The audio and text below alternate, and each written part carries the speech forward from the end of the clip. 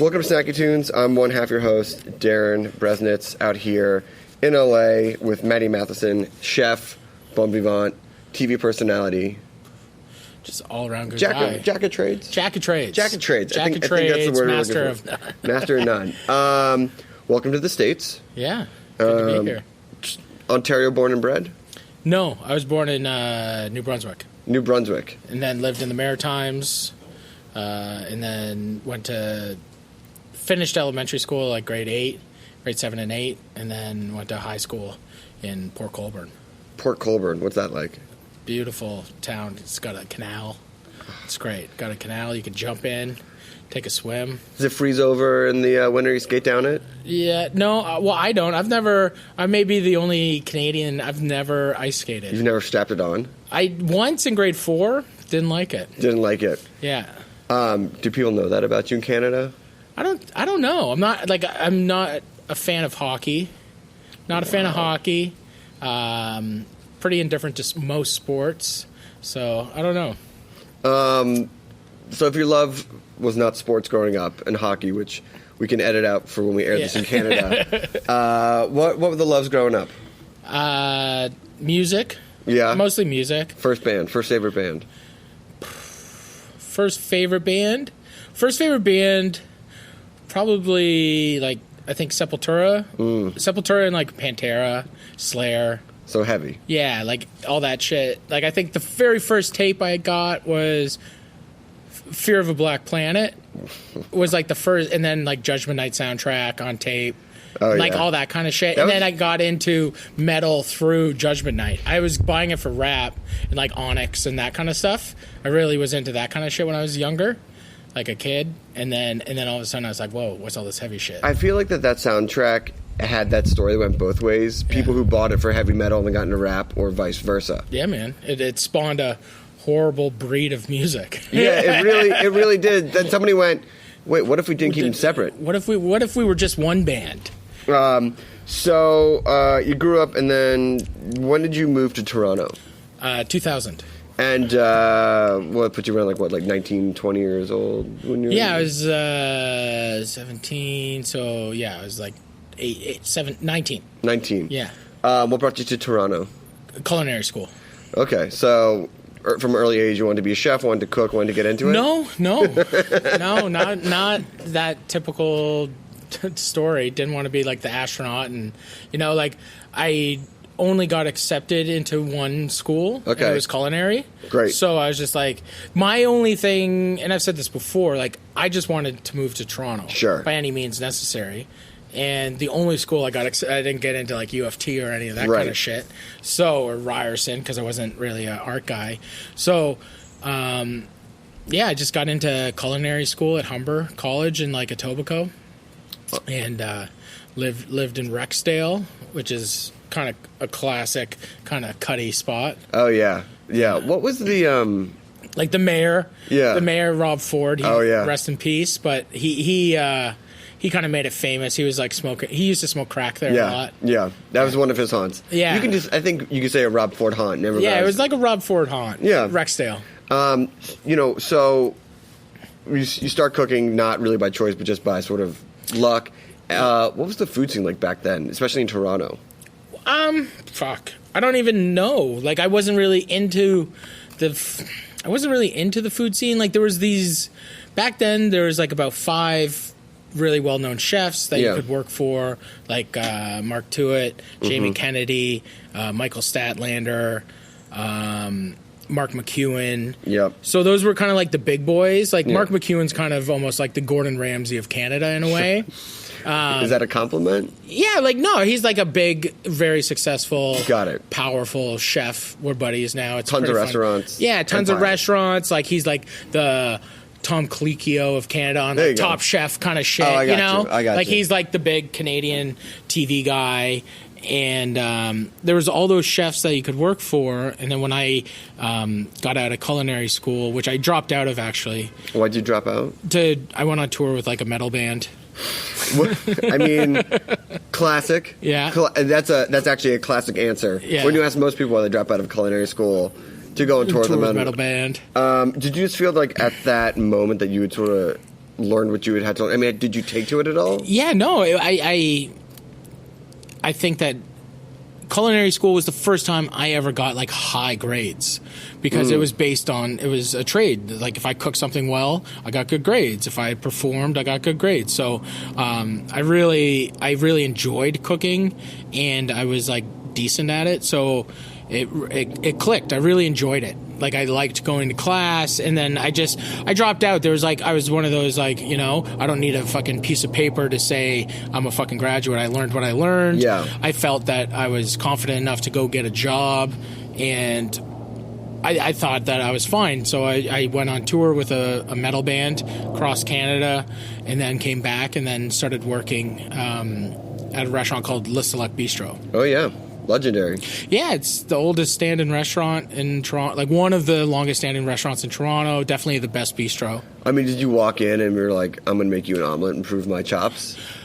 Yeah, nah, like kind of, but no, like I just went in and did like a trial shift, and then the chef Brad Clark at the time, he was like, "Yo, do you want like you're good." You're good. Like I was just like one of those things where like fuck, I could hold a knife and I could like butcher a rabbit, you know, or something, right. or make fucking chicken liver pate, whatever. And then he was like, "Let me see your degree," and you're like, "About that." I'm like, I don't know. So you're there. I mean, what was was like the same hard partying like lifestyle that they had in New York at that time, or was it like more calm because it was Canada? No, I think it was probably, you know, I always partied hard.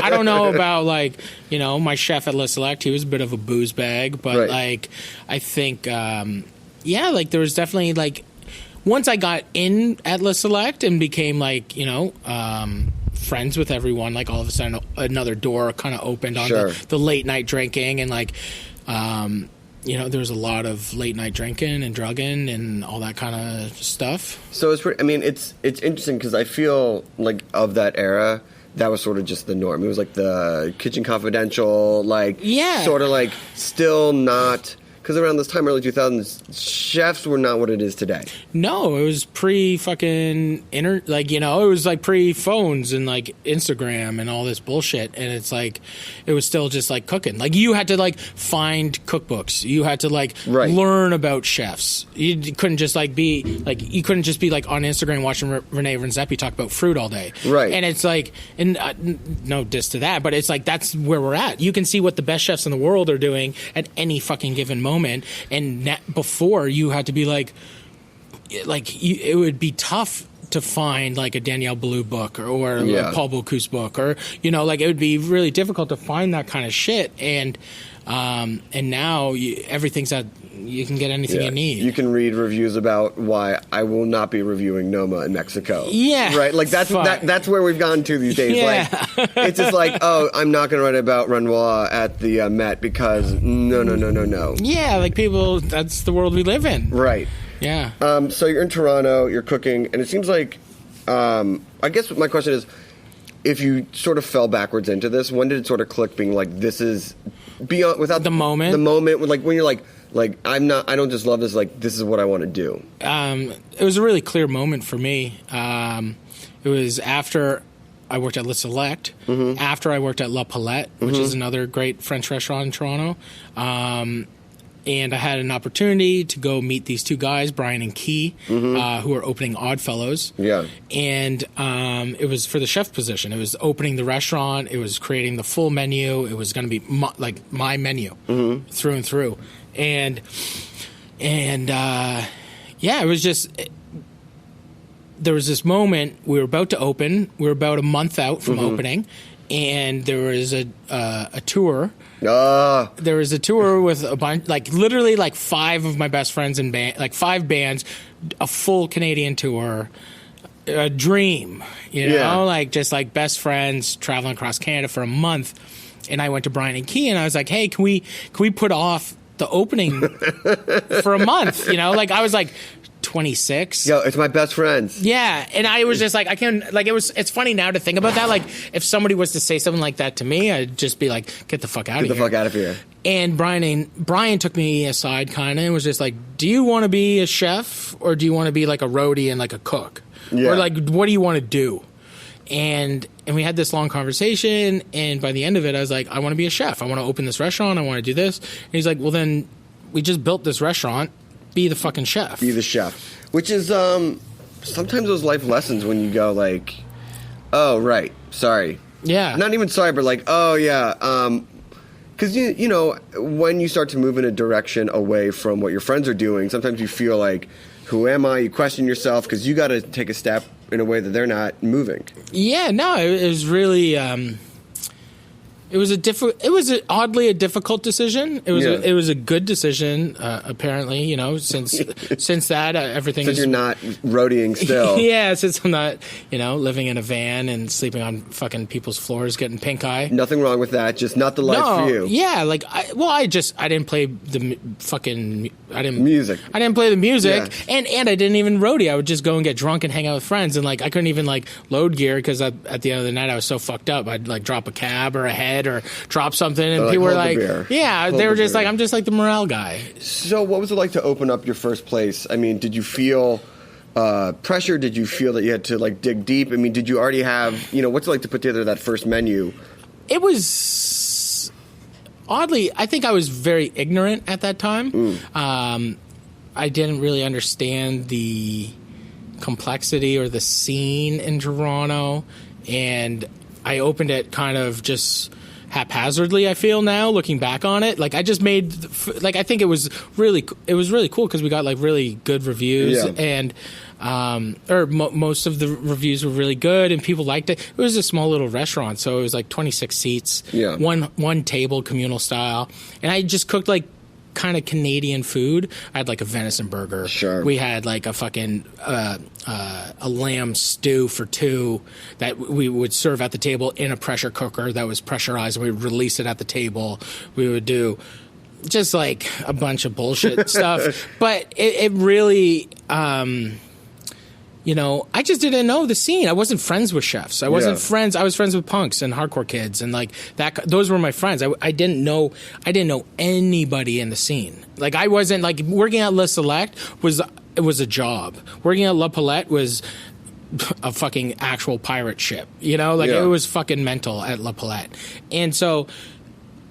I really didn't know chefs. I didn't know the scene. I didn't work for any of those big name chefs, so I wasn't part of that weird inner circle that I now know and understand. Right. So I was kind of an outsider. Nobody knew who the fuck I was, and like the first article that was ever written about me was like, "Who is this kid?" Right. And that was like, and it was super funny because I was just like, I got this amazing article written by Ivy Knight, and it was just like, who is this kind of like wonder kid? Like, where did he come from? And why is this restaurant like so cool and crazy? You're like, I've been here. Yeah, like, well, I was just cooking. Like, I think it was like, you know, I was just, and not to be like, I was head down trying to focus on my career. I was just literally just fucking cooking as a job.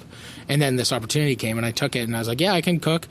Do I know how to do food costs properly and labor costs? No. Do I know how to make your restaurant money? No, but I can cook. I can cook, and you guys worry about that. You let me be the artist, right? Yeah, and I was just like, do you mind if I do like Coke every day and like drink beers every day? And they're like, no, it's pretty cool. Like, that's fine. And we're just going to listen to Husker Du and fucking party every day, and like it was a really pretty good vibe at the time. That sounds like a good vibe. Well, we're gonna take a quick break. I'm gonna reflect on that vibe because that is like, hey, I will come and work for you. I just have a couple of bullet points I need you to sign off on. I do a lot of Coke and drink a lot of beer, and we have a certain amount of indie rock that we're gonna listen to. Yeah, we need to have really good music. Yeah, I mean, I think music. I think if you did all that and they're like, you can have all that, but you gotta listen to some really bullshit music. We're gonna be playing Shania Twain. Yeah, we have some really good Francophile stuff because of the, you know, percentage law. We're gonna take a quick break. We're gonna come back. We're gonna talk about parts and labor, and we're gonna talk about your work with Vice and all the media stuff. Sounds good. We have a song from the archives on Snacky Tunes here on heritageradionetwork.org.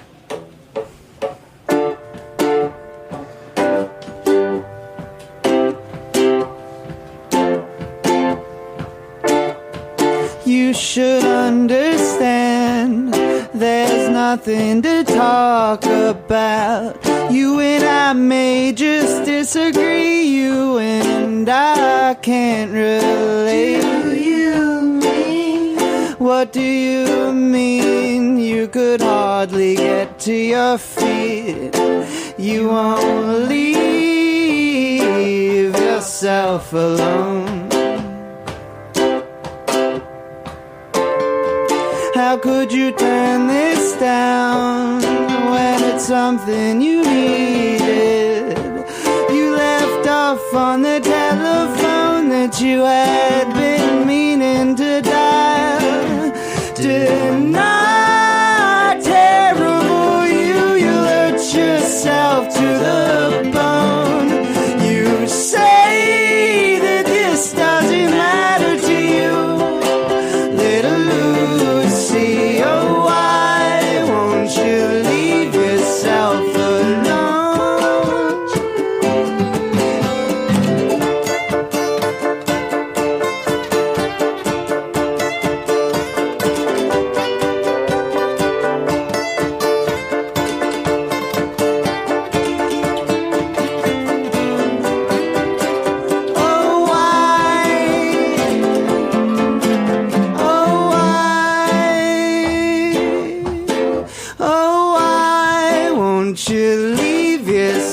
Alone. Oh, why won't you leave yourself alone? Oh, why won't you leave yourself alone? Oh, why won't you leave yourself alone?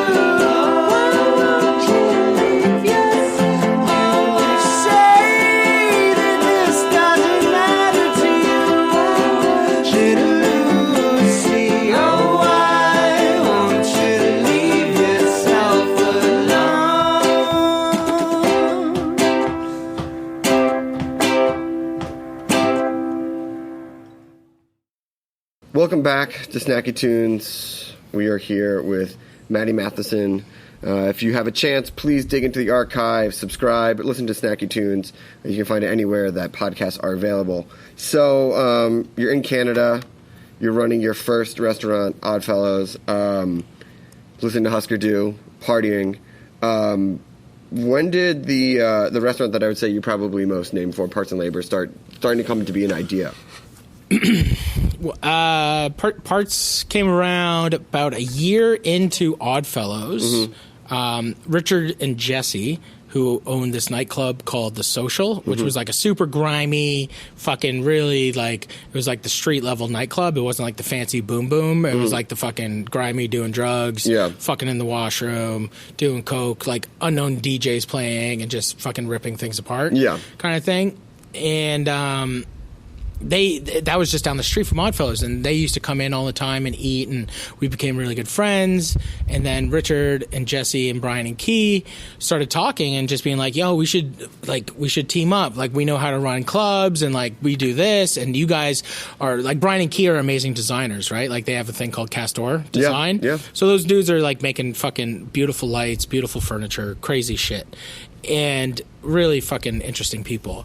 And so then we were just like, Let's make a big crazy restaurant. Let's take the small craziness and unleash. Oddfellows was still the craziest restaurant that ever existed in Toronto. Was it because it was just like you were just so young and it was so new and no one was really like a restaurateur? Yeah, it was like I'm writing I'm working on my book right now. Yeah, and I'm like, the chapter is called "How to like Open and Close a Restaurant in Less than 2 years." Oh, great! You know, and it's really. Like, Oddfellows was just a fucking insane time. I was 26, and it was just like everyone was partying. Nobody worked in the restaurant that was over 25, 26. Right. And and it was just like a crazy, crazy fucking time. And we just didn't have any, like, we had like a PDR in the back that was just like a Winnebago that Brian like rebuilt and designed, and only had like Neil Young records in it, so like a wood burning stove, and like it was like the sickest place, right? And so like we would let people come, and like people would call the restaurant and be like, hey, I heard you have this restaurant, and there's no rules, like, and we were just like, what? And they're like, yeah, like we can like come and like smash stuff, or like we can come and like do coke and like bring a stripper. Can we bring a stripper in your restaurant? And we're just like, what? And we're just like, because we were just kids. Like every Sunday we would have like a grazing night. We called it grazing nights, or Taco Hell, which was like we would have like all you could eat Sundays. Yeah. Like $15, all you can eat. We lost so much money. And I was going to say, what are the food costs on that? Dude, it's crazy. And so, but and half of our friends would come, so like nobody would actually pay. Yeah. And we would just give beer away because we were fucked, or I would start pouring shots, and we would like give away like 3-4 bottles of whiskey every Sunday.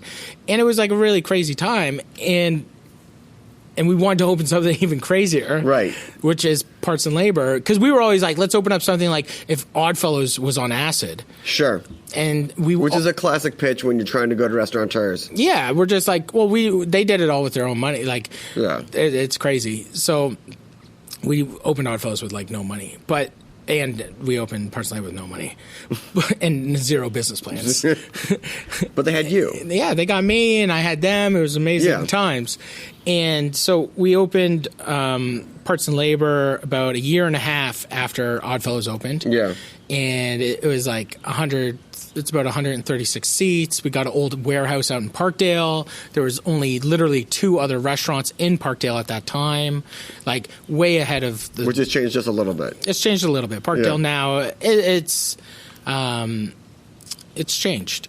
I think for the better, man. Yeah. Like I lived in Parkdale for 14 years. Yeah. So it's like that's my home. Yeah. You know, Parkdale's my fucking home. I've lived there for a long fucking time, and we just I wanted to add to it. And like we got some flack from people, you know, we're gentrifying and all this shit. Like there was no fucking restaurants. There was local kitchen and wine bar and Cowbell that was right next to us.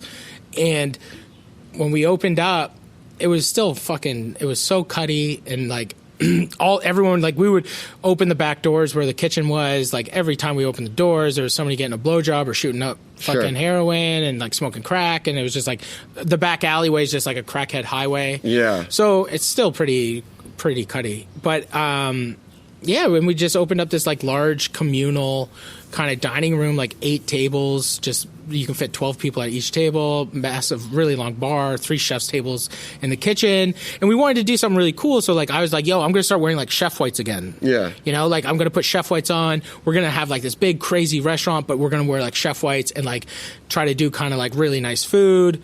And we're going to have a live music venue in the basement, and there's going to be like no windows, and we're going to be able to smash beers. Like downstairs will be this crazy fucking bar, and where you can like destroy everything, and then upstairs is going to be this crazy kind of restaurant, right? With serving nice food. Yeah, we wanted that weird juxtaposition, that really high, low, tight, fucking loose. And how did that work out? It kind of it was crazy. When we first opened, it was fucked because nobody knew what the fuck it was. Right. And with Richard and Jesse involved, it was like very much like people would come and like at 11, 12 o'clock, the upstairs would just turn into like pretty much not a nightclub, but like a giant bar. Sure. Like our restaurant has a capacity for 417 people. Right. So we were over capacity every fucking night for 2 years almost. Right. And are people ordering food, or are they just like drinking and partying? People were, after 11, people were just partying. But like we were a full-blown restaurant, and like music wouldn't start downstairs till midnight.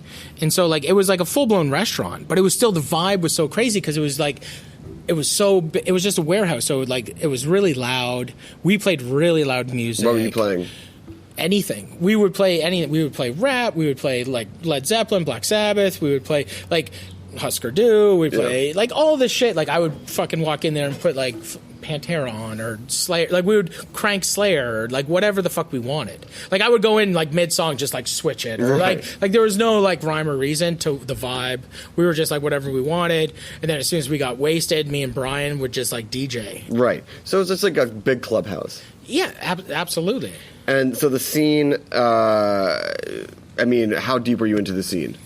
deep. Like it was deep my in it. world. Yeah. We created our own world. We had fucking amazing bands, like Mac DeMarco would play there all the time, fucking Ty Segall, Ty Vec, Holy Fuck, Fucked Up, Career Suicide, like all these, like everyone would play there. Like it was like really fucking cool. That's awesome. It's like the dream. Yeah, like it was like we would see like Dum Dum Girls would play. Like it was like every band before Pitchfork was even on it was playing Parts and Labor. They just had like an A&R guy for Pitchfork in the basement. Yeah, just sort of scouting. like Mark Pesci, the guy that was our promoter, was like this dude who was doing amazing things and like really well connected. Like Vivian Girls would play there all the time, and like that whole like it was right at that time of all that jangly fucking rock and roll shit. That was like super fucking like punky shit, and like which was like a massive party vibe, which we loved, and so it was just an amazing. It was an amazing time. It was just like out of control. It was an out of control kind of place. And around this time, also, you started getting into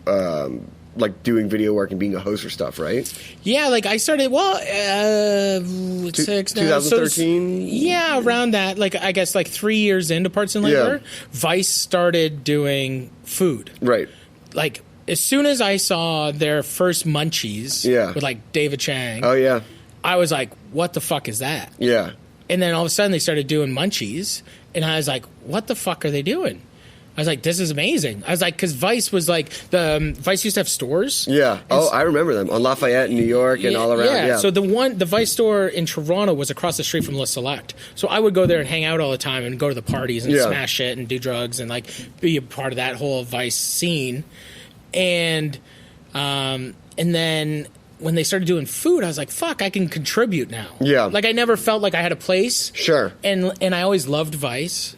And I reached out to like the dudes at Vice Canada, and I was like, "Yo, like when can I do something?" Yeah, I'm like, I'm the guy. I'm your guy. I'm the guy here. There's never been a more guy than me to be your guy. So they were like, we got this thing. We want to do something really crazy with you. And I'm like, okay, what's that? And they're like, we want to do like this thing called hangover cures. Mm-hmm. And you're going to take a chef and go get them as drunk as possible. And then the next day, they're going to cook you a hangover cure. Awesome. And I was like, that sounds like the best thing ever. And so we shot 4 of them. One never aired because it was too fucked. Like, you guys got too drunk? No, we didn't get too... We got too drunk every fucking time. But it was hairy. It was... Yeah. Yeah, I mean... And there was some, like, weird legal shit. Somebody tried to, like, sue us. Right, because they said we stole the idea. And I'm like, who has done this fucking idea? Like, it was, like, a really funny thing. But somebody tried to, like, sue us. Yeah. And that's really funny. It's like, no. I had this idea first. Yeah, and I'm just like, I still haven't seen... The people who tried to sue us, they've never put out any content that even touches or looks like whatever the fuck we were doing. So it was pretty funny. And then... So you got the restaurant, you're doing this, you do Parts and Labor Burger, right? Yeah, but we opened P&L Burger because I won on some stupid TV show, Burger Wars, and I didn't even know what it was.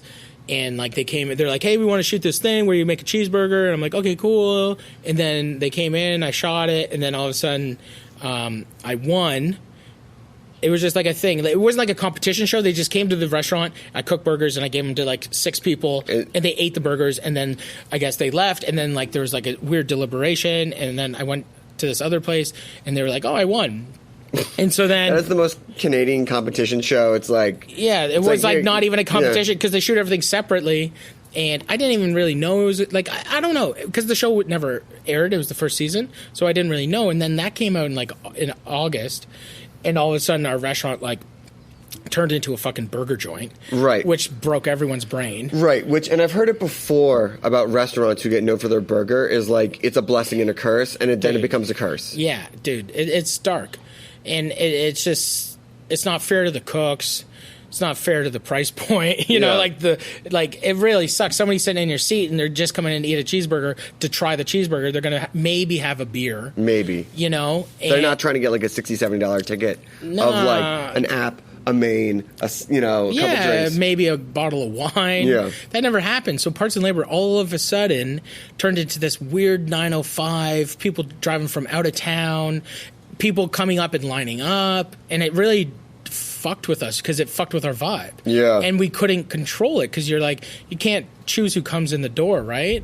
And so it kind of like weirdly split off our regulars a bit, and it turned into a bit of a thing. And then we were like, we need to deflect this. Let's open up a fucking burger joint. And our buddy had this space downtown, and he was kind of going through it. It wasn't really clicking. Yeah. And we had a few conversations with him, and he's like, yo, we can flip this quick. Because Brian and Key, build everything. So we went in, and within a month, we flipped it. That's crazy. Yeah. So we flipped his restaurant in a month and built P&L Burger with like $30,000. Now, did you take the burgers off parts and labor and be like, if you want a burger, you have to go to this restaurant? No. But people just knew to go to that place if they just wanted the burger? No, because it was even... No, it didn't really even change anything. Because people want to go to the original spot and all this kind of shit. And... like, even P&L Burgers, we closed it because it was just a headache. And, like, we were like, this isn't our dream. We're not going to, like, roll it out. We're not trying to make a Shake Shack. Right. Canadian beef is very expensive. And to get anything that you can even, like, mention where the fuck it comes from is expensive. So to try to sell something that's under $10 that costs, $3 a pound, like, you're fucked. So it really... we had the conversation to close it was literally like it was doing well. It just wasn't like it was just more of a headache than anything. Like it was nobody wants to cook fucking burgers, so it was kind of difficult to keep kids there working at minimum wage because it's just a burger joint. It's not like you kind of have any chefs go in there really like. Oh, I'm really going to make the best burgers ever. I'm going to make the best burger to the exact specifications that you have for me. Yeah, so it kind of fell off, and I started traveling a lot, and, I take some blame on it, and the quality probably fell off a little bit. And we just came to that decision where we were like, they called me and were like, hey, what do you think if we close P&L Burger? And I was just like, sure. And they're like, we're closing it. Yeah. And I was just like, yeah, cool. They're like, this conversation is going to go one of one ways. Or maybe two if you say no, because then you might be upset. Yeah, but it's like really, I was just like, whatever. So around this time, you're traveling more, and you also decided to get sober. Yeah, I got sober like 3.5 years ago now. So was this all around the same time? Like close the restaurant, do more media, or did everything just catch up to you? Everything just kind of kept going, and all the TV, like the internet stuff, turned in like the hangover cures, and then I started doing those how-to videos, and then I did like Keep It Canada, which is awesome. Keep It Canada, I watch it sometimes, and I just laugh because it's like it's kind of crazy to watch. I mean, it was just like a bunch of kids not knowing how to make television, going out and like trying to make a weird food. I would watch it on Delta when I would travel. I'd be like, "Is this on here?" I was like, "Oh wow, okay," and I watch it. It's great. It's a real. I mean, it's a love letter to Canada. Yeah. But I mean, was everything just like? Was it just like a ton of things, just like the partying and the restaurant and like the media and like everything? And you're just like, I gotta put. And you had a son and a wife. Yeah. Like, did it just all? You're like, I gotta clean this up. Yeah, it just came kind of to head. I had my heart attack at 29. That's a young age. Yeah, so I had a heart attack at 29, and then I kept partying because I had this like Superman ego because I didn't die. Right. So then I partied for like 2 years after that, kind of secretly, not really secretly. An open secret. Yeah, it was an open secret. It's like the thing where it's like, no, what I'm doing. And I'm just like, I just had to find like new drug dealers because none of my drug dealers would sell to me because they didn't want me to die. Drug dealer with a heart of gold. Oh, love those guys. They're great guys. Great guys. And so then, I just kind of went, I turned into a little bit of a sketchy dude because I had to go to like kind of sketchier parts of town and start hanging out with different people. Oh, yeah. Like people who don't necessarily have your back. Yeah, well, no, just people I'm just hanging out in weird fucking situations. Yeah. Just being at every single after hours or getting kicked out of every after hours. And could you still listen to Husker Du at the after hours? Oh, I wish. No, I was just playing like fucking, I don't know, just deep house. Oh, yeah, deep. You know it's a bad scene when you're looking around, you're like, I don't know you, and there's deep house on. Oh, my God. You're just alone on a couch sniffing your keys? Yeah. Oh, man, it's a dream. I still remember it like yesterday. And you're like, yeah, I did that. Yeah. But you came through it. Yeah, man. No, I really came out. I'm really thankful for it. But, I had an intervention by some of my best friends. That's good. It was good. It was really good. And then I stopped. I listened, and I started going to meetings and doing all that kind of stuff. And it really changed my life. And I can imagine that. I mean, with these restaurants being built around you, the shows being built around you, and you having this sort of like personality of like the party guy. Yeah. How did it feel to be like, I'm a different type of party guy now? It was tough. It was scary. It was, I was really confused. I was just like so afraid that people wouldn't like me, all the typical stuff. Yeah. And then I found out that people actually just like me, and I was like a psycho that just always was, on drugs, trying to give people drugs. And all of a sudden I was just like, oh yeah, not everyone wants to do drugs all the time. And I was just the psycho, and everyone wasn't even partying as hard as I was. So I'm actually cool. Yeah. And like, everyone's like cool. And it really became like, really empowering to be like, every time I met someone new, they didn't know the old me. Yeah. And all of a sudden I was just like, oh, I can just actually be me all the fucking time and just be a nice dude and like have fun and like in a different way. And like, I don't have to stay up till, 8 a.m. blowing lines with somebody for them to be my friend. Yeah. You can like go home. Like I'm going home, or I'm not even going out. I can go to bed at like 11. You can go have a nice dinner before 11 and go Absolutely. home and have cherished moments. I mean, look, there's something to be said about having a nice dinner with your wife and going to bed and then just hanging out with your family. Like, it's the best stuff. And you go like, oh, yeah, this. Yeah. So now that you're on the other side, you have a new show, which is the Hangover show, right? Like, they took the Hangover show and then they, like, respun it because you're sober now? Dead Set on Life? Yeah, Dead Set on Life. And then Dead Set on Life is just, it's, a Matty show about going around, meeting people, eating food, and kind of just seeing what's going on around the world. Yeah. And just, like, it's really, like, I'm not trying to get too deep on things. I'm just trying to, like, meet people, interesting people, put people on, and let food be like the weird foundation of it, and then like let everything kind of grow out of that, and see what's going on with these people and where they're coming from, where they're going, and just see what's going on. Yeah, I mean, I've always felt that you can learn a lot about people if you share a meal with them, and then if you see how they make their meal and where they get everything from, you can really learn a lot about them. No, for sure. Like, I think it really, it's food is like the greatest thing in the world, because it's like, you can really, like, there's nothing. Like, look at, like, the partying, I used to think could really bring people together. I used to think, I did, like, an 8-ball with that dude last night. We're best friends forever. It's like, you can really get a lot more out of somebody if you're just sitting around eating and having a good time, or cooking for somebody. Cooking for somebody, getting cooked for, is like, you can't beat that.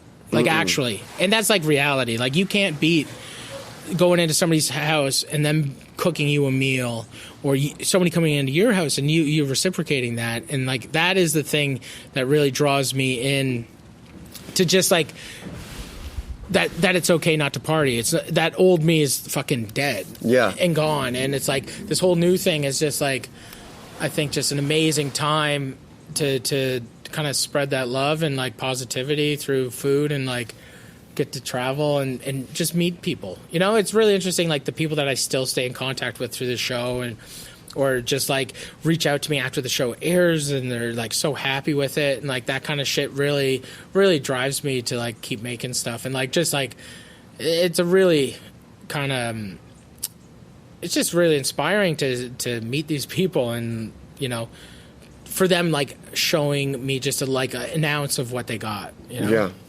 Well, I think you're getting a lot more than an ounce. Yeah. And I appreciate you sharing some time with us.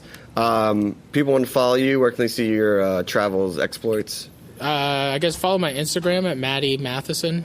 Okay. And if they want to see the shows, where can they see the shows? You can, if you just go on like Viceland, you can watch all the shows on Vice. Well, not really, but you can find out a lot of information on the shows on Viceland. You used to be able to watch everything online. Yeah. Then they got a TV channel. Yeah, and then they kind of put the kibosh on that. Yeah. But you can still go on YouTube and watch You can go on YouTube and watch all my Keep It Canada, all the hangover cures, all my how-to videos, and check out all that shit. Which is like, if people have just followed me from like Dead Set on Life and that kind of shit, I was like, I really press you to go onto YouTube and watch some Keep It Canada. I agree. Because that shit's like buck. Like, I still think like there's nothing really like Keep It Canada out there. It's great. And as a fan of that show, especially, it's gotten me through some early morning flights on Delta. I appreciate it. So thanks for coming down. Thanks for hanging out. We have a track in the archives, then a live performance here on Snacky Tunes on heritageradionetwork.org.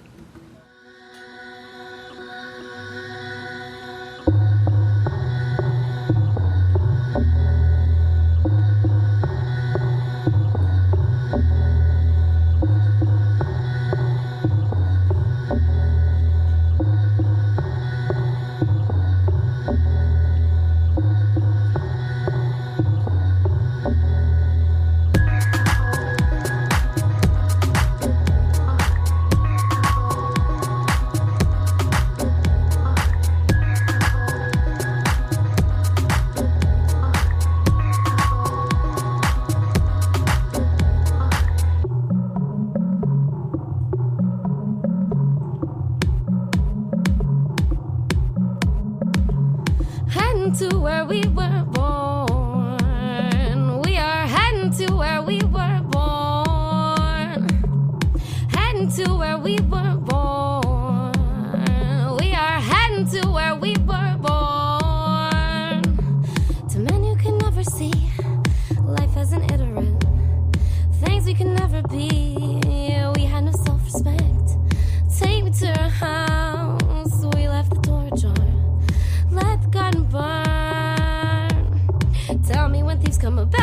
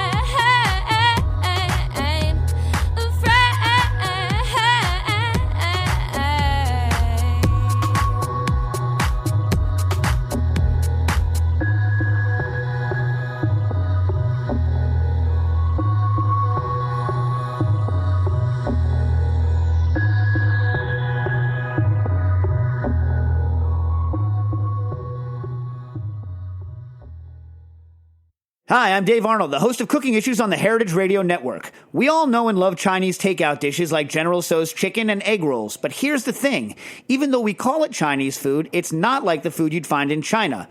What's the story behind this cuisine, and how did it become so popular that you can find a Chinese-American restaurant in nearly every town in the country?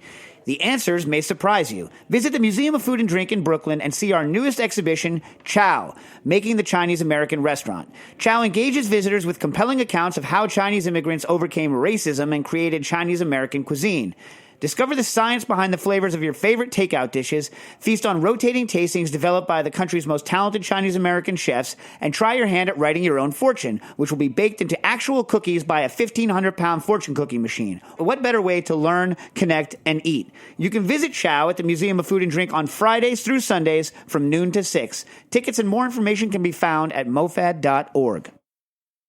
Welcome back to Snacky Tunes. I'm Darren Bresnitz. This is Greg Bresnitz. We have Boston in the house. Hey, Boston. What's up, Boston? Hello. Thanks for driving down for this, guys. No problem. We were just talking about Anna's Taqueria, which is still today probably number one burrito spot, quesadilla spot. I disagree, but it's good. Really? Yeah. Hey, so thanks for coming down. Hey. What's your spot? It's not in Boston. It's a little bit outside of Boston. It's called Tacos La Pita. Okay, so I'm talking about in Boston. Oh, then I guess you're I would actually say habaneros is my favorite. Habaneros is really good. That's in Alston, like right in the heart of it. Okay, I think that may have. I mean, it has been like, what, 8.5 years since you've been there? 9 years? 9 years. 9 years, so. Did you live there? I did. I went to. I lived in Alston Rock City. Oh, okay. Had a house, did shows. Cool. Yeah, you never heard of me. So, why don't you introduce yourselves, who you are, what you do in the band? I'm Carl. I play guitar. I'm Nick. I play drums. I'm Mike. I play the bass. So I know the band has had a number of incarnations with Carl, you just being solo, and then you guys came in this year. But you want to kind of take a little bit back to the beginning and just give us the origins and how you guys got to here in this room defending different taco places to guys in Williamsburg. Well, the truth is we've been defending taco places since the beginning.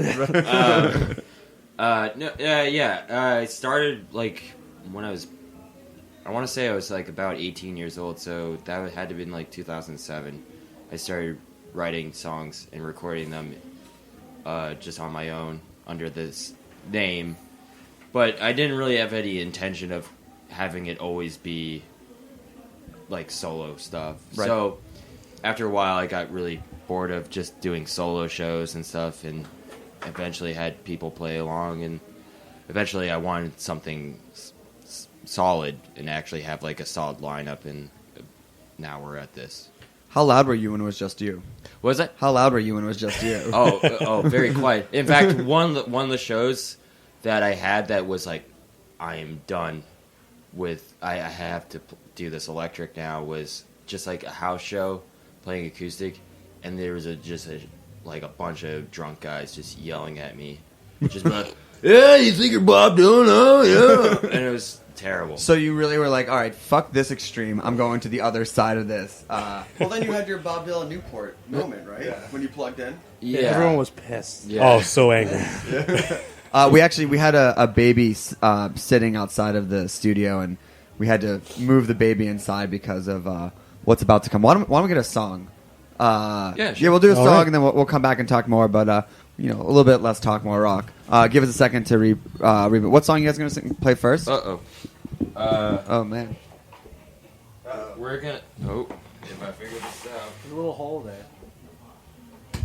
Already coming and breaking shit, not even one song in. Oh, boy. Here we go. My phone. I got it. There it is. Who do you think you are? All right. What's the first one you're going to play? Love is a song, not an answer. Okay. Live on Snacky Tunes.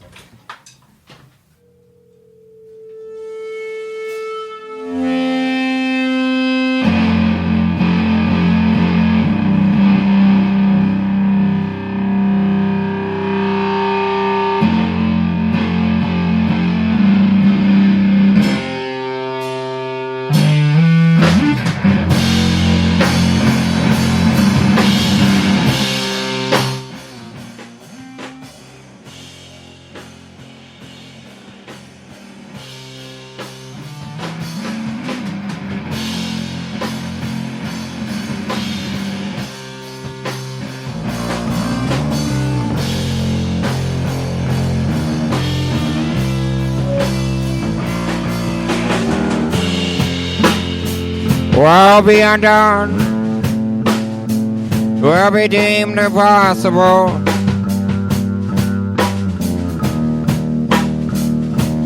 Oh, I felt your sign along with my sweetie little pond.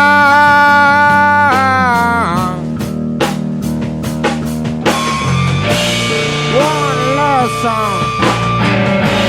One love song. I know how to read it. I know how. One love song. One love song. I know how to read it. I know how. I can shake it. I can take it. I can take it. And I can take it all.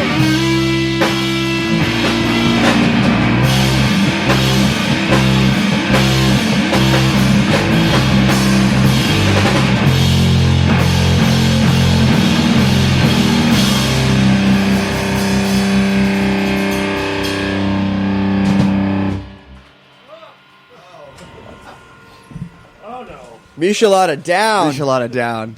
Michelada down. I will have to say this is the first time that I've had to wear headphones in the studio. It's Oh man, these people are not happy. they're okay. What kind of bands usually play? It's like the first incarnation of this band. No, it's fine. Right, it's yeah. Sunday. We wanted to kind of bring in the rock a little bit on Sunday. So, so let's talk about the new record. It's an evolution from the last one that you did, which was a little bit more home studio. What was what changed the process and how did you guys approach this differently? Somebody want to take this? So I can That fix was a this microphone mouthful. again? I just joined this band. I know. Yeah, Nick. Well, yeah. Well, we had plans on making a record when we were last on tour, and our drummer quit the day we got back. So it seemed bit of a like shocker. Yeah, and I don't know. He was like really hating us, and so it ended, and I just thought the band was going to be over, and then Nick just immediately. Well, hold on. jumped in. If it was a solo project to begin with, I mean, the only person who how does that work? Well, the thing was, I finally been become accustomed to the idea of it being a band, and I felt like these people have their roles in the band. If he's gone, then it's over. And also, it's very hard to find a good drummer. And I was very happy with Nick jumping in, though. I feel like drummers and actually the drummers and bass players, it depends on like certain scenes. It's like one or the other interchangeable. That it's hard to find. Yeah. And in Boston, it's drummer. I mean, everyone wants to be a guitar player, you know? Yeah, that's pretty much it. So you guys reformed, new drummer, and then you decided to get in the studio. Yeah. I joined in last March, and then right from there, we had some practices, played some shows, and then we just kind of immediately went to the studio. Yeah, and I was only playing with the group for 2 months at that point before we started to decide to record. Yeah. And, but Nick had gone on we had toured with his other band, so he was, pretty familiar with everything. Gotcha. What other bands? My other band's called Big Mess. Okay. Yeah. You just want to shout out other people who you play with in the Boston scene? Because I know you guys come from a pretty tight group of bands. Sure. Name them out. Call them out. Well, obviously, Pile, they've been kind of the most popular, I guess. Yeah. I don't know. Yeah, you can say the word popular. Yeah. I mean, Pile's also pretty influential too. No, they I mean, they're the one of the bands that's actually doing it right. Yeah. What does that mean? They're doing it for the right reasons, and there's no they're always working on things and always having rehearsals, they're working on their craft, practicing a lot, and they're the one band that I could say that absolutely deserves everything they've gotten. And they've gained a lot of popularity recently in the past 2 years, and it's nothing sketchy, it's nothing weird. It's just all they didn't sell out. Yeah, it's all deserved. Yeah, just a great bunch of guys. I'm also roommates with them too, so it's it's a good living situation. Can I ask, now that I guess I'm 10 years removed from the DIY Boston scene, is there still selling out?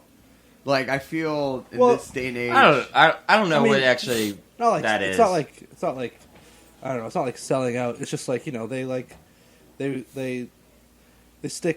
stuck to their roots, I guess, and they still people they're still really popular, and they I don't know, they just rule. Yeah, that's it. I don't really know what else to say. No, that's totally fine. Yeah. Ruling is an acceptable answer. And then there's a couple new bands. There's Chandeliers. Those are good friends of ours. Fat History Month. Ski Mask. Wait, Fat History Month? Yeah. That's pretty good. Yeah. Sneeze. Krill. Yeah. New England Patriots. No, the Googleability on that name is probably pretty hard. Boston, Yeah, right. New England Patriots. Yeah, band. The Boston Red Sox. Yeah. And so, where are you guys playing? Are there house shows, or are they venues, or what? Are we There's talking not so many house shows anymore, but yeah, we used to play a lot of house shows. What happened? Cops. Yeah, that's basically it. I'm not a cop. It was like a span of a week, and they just like, as far as Boston goes, there was like a span of a week where they just like fucked took everybody. care of everything. Oh, like, wasn't there that thing with that cop on the message board? Yeah, Joe Sly. Joe Sly, Yeah. Did they ever find out who Joe Sly actually was? He's still puking green beer. Oh my god, so funny. That was the lamest. I like DIY concerts. Yeah, who likes DIY concerts? There was a cop who like joined like Twitter and message boards, and he's like, I like DIY concerts. I'm still puking green beer. Where's the next show? Yeah. Very inconspicuous person. I guess. And his name was Joe Sly. Joe Sly. Like literally. And his Facebook picture was like a drawing. It was like an MS Paint drawing of like a punk with a green mohawk. I mean, I'm not a cop. And then you have to tell me. And then there was another person that was like messaging a lot of people who was a cop, clearly, because it was supposedly a woman, and her Facebook picture was like her with two people, and like the two people were like Facebook tagged as like Justin Bieber and the bass player from Slipknot. Yeah, they spent like no time on background stories. Yeah. No, not at all. They're like these kids aren't savvy. Yeah, they have no idea. Why don't we get another song? Yeah, sure. Cool. Sure. And we might have to buy that table outside a round of beers, or by the looks of it, a bottle of wine. But we'll go with it. What are you guys gonna play? What's the name of this one? Do you want to do River? Yeah. Sure. Yeah, this song's called Where a River Starts and Ends.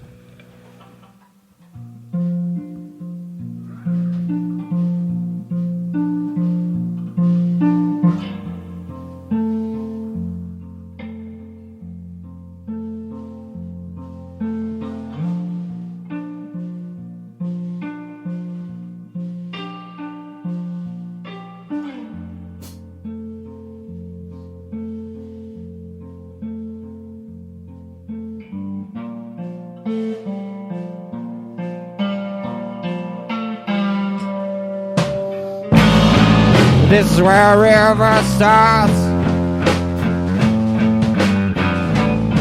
Though I know nothing could be perfect, this places we pass through on our journey through the rapids, and then takes a turn. There's some bands it goes to. Fresh water to salt.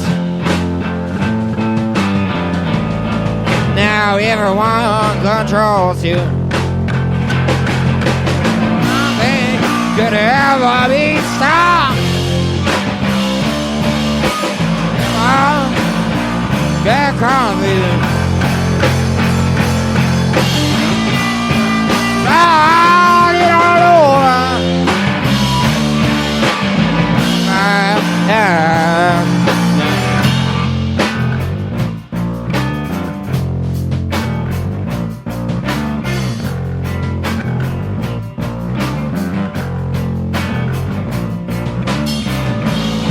And this is where we heard it all.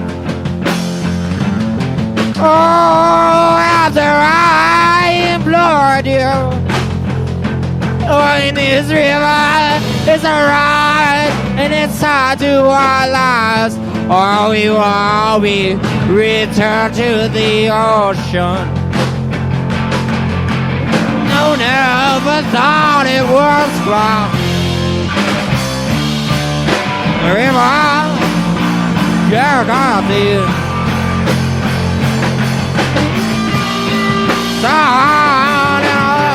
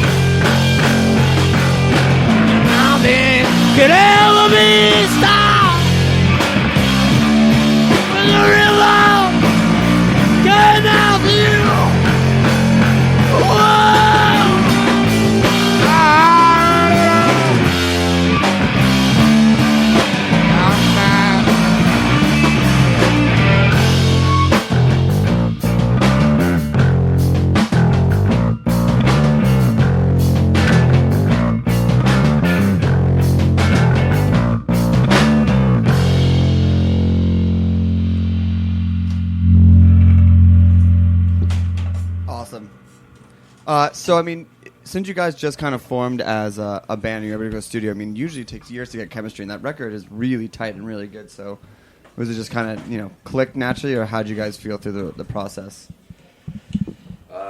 These guys are really good at playing their instruments, so that definitely helps. Thanks, dude. I'm a complete idiot when it comes to. I have no Guys, that's real. where you jump in. You say no. No, I have no real good training at all, and they're good at making sense of it all. It's good songs, dude. Yeah. That's why. You guys cook. You guys eat together. Do you guys hang out like that? We don't hang out. No. No, we hang out. Okay. What do you guys? Do we cook together? I don't know. Hang out, grab meals. Carl's made me dinner before. What'd you make? What did I make you? I think spaghetti. I think I've actually cooked for both of you at some point. Oh yeah, as well. you made me that pork stuff. Yeah. Oh yeah, pork stuff. Yeah. I made that a good old pork and sriracha sandwich for you, and some kind of pasta thing for you. I That's think. right. Yeah. Yeah. So what do you guys got coming up this fall? You guys touring more? Yeah. right. And the record's coming out middle of this month, right? Yeah, 19th, very Exciting. soon. Big shout out to Dan, who's Yeah. out there. Hell yeah. Thank you, Yeah. Dan, for setting this up. Wu-Tang. Yeah. So what's tell us about the album, tell us about the tour. The tour starts a week from Thursday. So Yeah, next, on the 19th. Next Thursday, the night, yeah, and it'll be for 3 weeks through the Midwest and back up the East Coast. You can talk about the album. The album is gonna be out in right before we leave. Yeah, The 17th. 2 days before we leave. Yes. Yeah. So we actually have the records. We just have to get the covers. And we're Just get the sleeves. And The we're packaging. ready to go. Right. Yeah. Did you press vinyl? Yep. Awesome. Yeah, Dan helped us out with his label, Exploding in Sound. Yeah. Boston-based label called Midnight Werewolf helped us out, and then a Louisville label called Sophomore Lounge helped us out. Yeah. So the three of those combined. It's pretty amazing. How Yeah. were you able to get all three to come together? That's a good question. I mean, I feel like all three labels are kind of the same mindset, just helping smaller DIY Yeah. bands out. So it kind of just all made sense. Yeah. All friends. They're all good friends. Yeah. Yeah. Awesome. So we're gonna find time to get one more in here. But what are the nuts and bolts? Yeah, people can find you. Can they pre-order the album, or do they have to Yeah, wait? they can Okay. pre-order the album at the Bandcamp. I don't know the Bandcamp address off the top. I think it's just kalmarks.bandcamp.com. I believe you're correct. Yeah. Yeah, Leave it to the drummer to know it, which Yeah. no one ever says, by the way. Yeah, you can pre-order it there, and we'll be sending them out Awesome. And then next week. Instagram, Yeah. Twitter, email, come Facebook. by town, Facebook. We have Facebook, and that's it. Okay. Yeah. And you can always write one of the labels. You got to get that Instagram feed up for the tour. He's got a fancy he's the phone. only one that has a smartphone. Yeah. Oh, okay. I guess I have to do that now. What do you rock? Flip phone? Yeah, the iFlip. Yeah. Okay. I got a Go phone. Okay. Rad. All right, guys. Well, thanks for joining us. This is our first Sunday Snacky Tunes. I actually will be doing our last Monday show tomorrow. I will be in Chicago. I'm gonna step on out and go hug the staff on this last one so they don't murder us. But I'm gonna let Darren take this out. Well, I want to thank everybody. Thanks, Amanda. Thanks, Heritage. That's Thank kinda you short, right? to everybody who put up with us. And we got one last song, and then we'll be back next Sunday with another awesome show and some more beer drinking. Here we go. This is probably the last live band. We're allowed one live band, super loud live band every 2 years. It was... I can't even remember. It's that long ago. Oh, I can tell you in 1 second. It's not going to matter. All right, what song are you going to play? What song are you going to play for us? Oh, it was the Death by Audio guys side project. Oh, yeah. What song are you going to play for us? Parking lot. Okay, well, here we go. Thank you so much for being on Snacky Tunes. We'll be here next week with some more. We just got some more stuff. It's going to be a lot of fun, and it's going to be a lot of good stuff. Here we go. Thank you.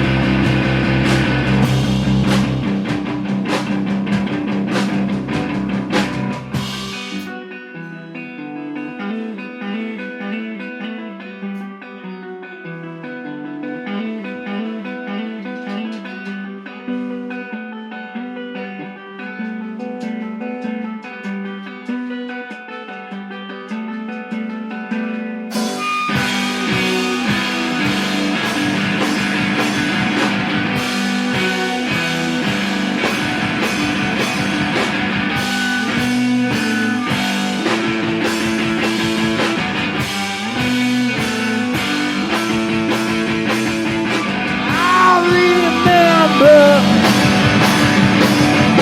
Save for passage. Your warranty. Your warranty.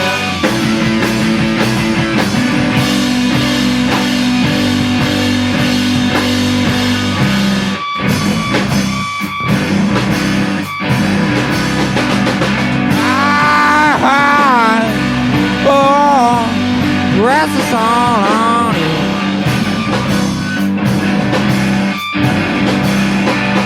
If you dear God, stay on the line.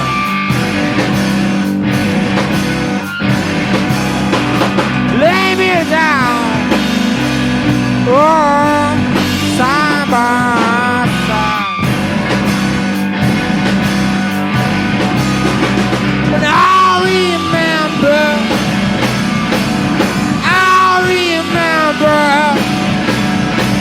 the parking lot, parking lot.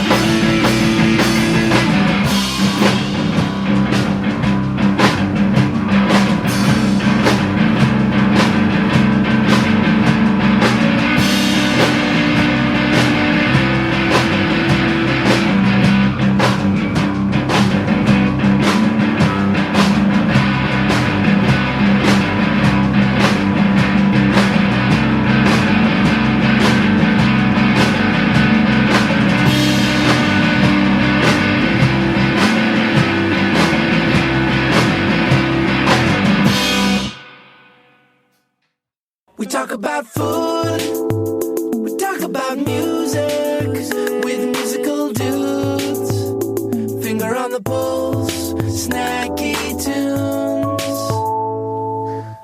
Thanks for listening to Heritage Radio Network, food radio supported by you.